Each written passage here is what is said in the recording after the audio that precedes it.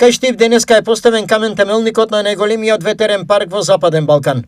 Ке обезбеди струја за 100.000 семејства. Во период на градба ќе се обезбедат 630 работни места и чини половина милиарда долари. После нешто повеќе од една година, тоа што тогаш го ветивме, заедно со компанијата инвеститор, денеска добива некаква завршница.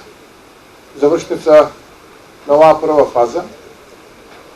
Тоа беше практично вториот ден од изборот на тогашната нова влада, кога заедно со Даниел и со неговите соработници најавивме инвестиција во делот на обновливата енергија во вредност од половина милиарда долари, која што ќе произведува отприлика 1 терават час електрична енергија годишно.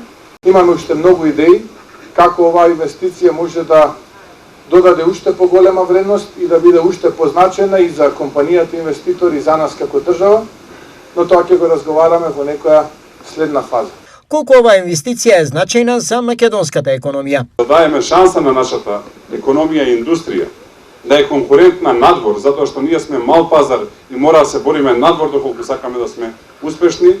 Овој проект и вакви проекти многу ќе допринесат за да бидеме лидери и во индустријското производство. За значајноста на проектот од еколошка гледна точка зборуваше инвеститорот, основачот на Алкарас Енерджи, Даниел Калдрон. So today we're laying the foundation stone for Штип.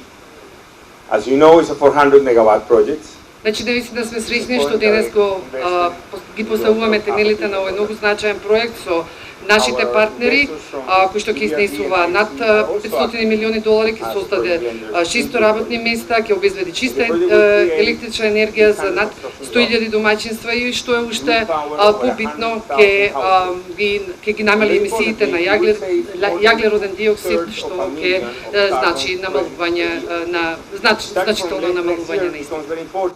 Ветропаркот, кој представува најголема инвестиција во доменот на обновливите извори на енергија во регионот, ќе биде сместен помеѓу Штип, Карбинци и Радовиш, зафаќајќи површина од 326 хектари. Планирано е да бидат инсталирани 55 турбини на ветер, кои ќе генерираат електрична енергија доволна за снабдување на околу 100.000 домаќинства.